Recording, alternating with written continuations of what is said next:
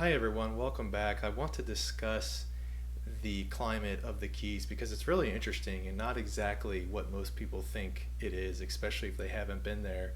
So, for starters, in the Köppen classification system, the Keys are considered tropical savanna, whereas the rest of South Florida, so Miami-Dade County, Broward County, Palm Beach County, are considered tropical rainforest.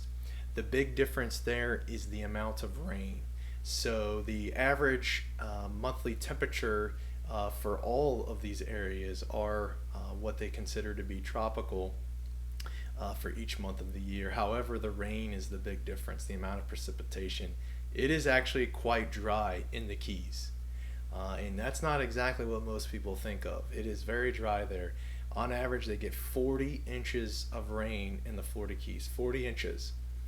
In Fort Lauderdale, about 150 miles north of the majority of the Keys, they get 61 average annual inches of rain. That's a huge difference. That's a huge difference.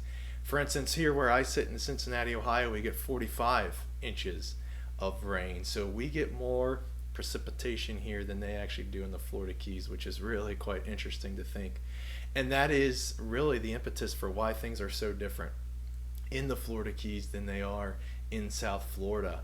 It's dry. They have long periods of drought, especially in the winter where it will not rain for weeks on end. And overall, it's just an inhospitable environment for plants. There's salt water everywhere. There's salt spray everywhere.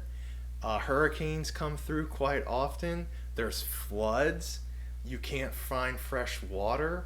It's hot, and there's a little overhead shade canopy for these plants. It's just not a great place for plants to survive, which is why you see the plants that you see there. It's very scrubby. I think that's probably the best word that I can define it as, is it's scrub-like. Nothing grows over 20, 30 feet, and it's just real wiry plants. Here you're actually seeing a cutout of what it looks like under the Keys. There's this limestone and there's just straight rock. There's no soil, there's nothing to grow in, and everything is rock. It's a giant old coral rock.